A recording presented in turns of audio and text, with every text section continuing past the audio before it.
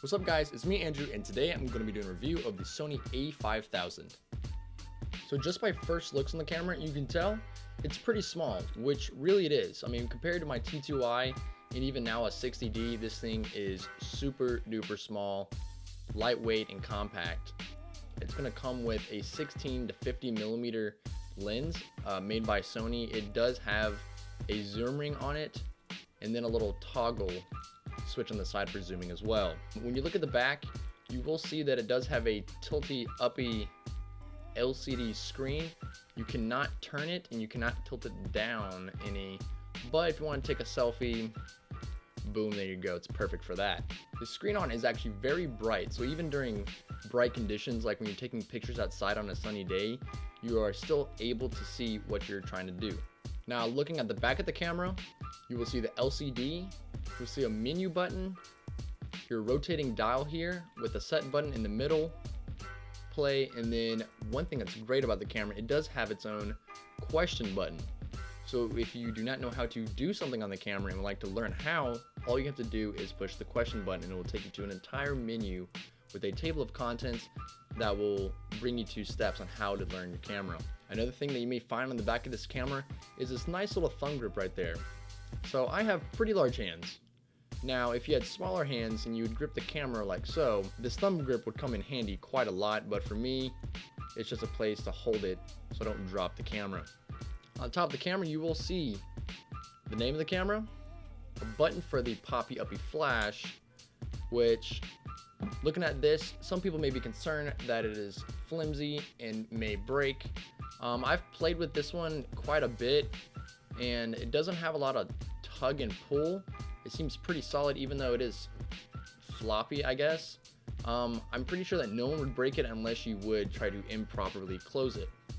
Another thing that you may notice that this camera does have stereo mic.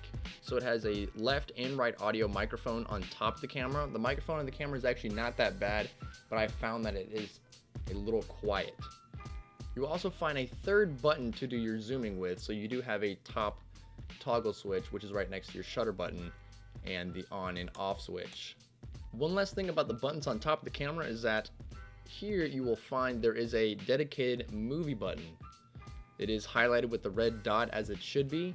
Now this is great and all, except if you have large hands and you're only using this camera with one hand, it is a little difficult to get your thumb to the movie recording button, but if you do have the LCD screen flipped out and you're trying to film like so, getting to this button is very easy and very useful. On the right side of the camera where the plasticky rubbery grip is, you will see that there is the NFC touch capable logo right there. And basically what that means is that, so if you have a phone such as the Galaxy Note 3 that is NFC capable, you can actually touch your phone to the camera and connect them. Now you do have to have the Sony Play Memories app on your cell phone to be able to do this. Having this app allows you to go and transfer pictures, videos, and files to your phone without having to go and plug it into the computer or going through that whole entire hassle of transferring data. On the left side of the camera, you will find the door, which will give you all of your inputs and where you put your memory card. On this, you will find the micro USB input, your SD card slot, and then your micro HDMI slot as well in case you want to run your camera to your TV. Turning the camera on is fairly easy. It's just using this button or switch at the top of the camera.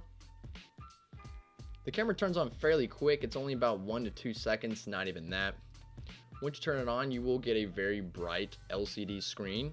Now, if you like to go and dig through the menu of this camera, there is a lot to go through. So up top, you have camera settings, custom settings, your wireless features, application, your playback settings, and then just normal setup. Just push your center button and then you get your mode dial right there. And what's great about this camera is that when going through your mode dial, it gives me a description of the mode that I'm in. So most people don't understand what is the P, the A, S, and M stand for. Well, this gives you an exact description of what you're about to be doing. The way to change your shutter speed and aperture, so if I go ahead and start moving the dial, it's going to move my shutter speed up and down. Now if I want to go and change my aperture, instead of just doing the dial instead, you push down, which will bring you to the aperture mode, to where you can go and change your aperture just like this. Also just as easy is changing your ISO, which you push the right button, which brings up your ISO values. And one thing that I really do like about this camera is that it has very small ISO steps. And so instead of going from 100 to 200 to 400 and so on, you go from 100 to 125, 160, etc., etc. So you can get a much cleaner picture in the end. So one thing that this camera has, and I think that it does better than other cameras that it competes against, is that its pictures effects that are pre-programmed to the camera actually work. And I really do enjoy that. I feel like most other cameras will give you an HDR mode and then everything turns out looking blurry or just way too blown out and you lose all your detail.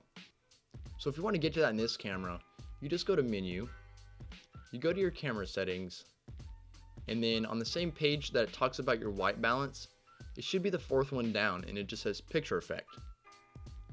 So usually it should be off, and once you go in there, it's going to give you a bunch of different options like toy camera. And what's great is that it's not just one preset effect and one mode. So for toy camera, you can actually go in and make it and give it a different temperature style like cool or warm, green, magenta, and more like that. There's even a pop color, which is I guess more of like an Instagram filter.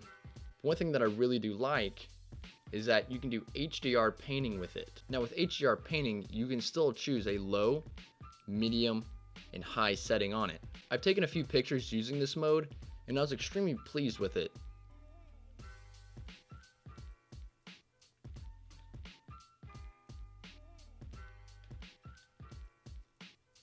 I felt like when I was using the rich black and white mode in the picture effects, every picture I took was some just artistic masterpiece. So I've had this camera for about a week now, and I'm not gonna lie, it's really grown on me. For it to be the cheapest compact system camera in Sony's lineup right now, I really do like it. It's not the fastest and it's not the best, but it's still quick enough for me to really enjoy it. So if I was gonna be an entry-level user for this, and I don't want to point and shoot, but I can't really get a DSLR, this would be fantastic.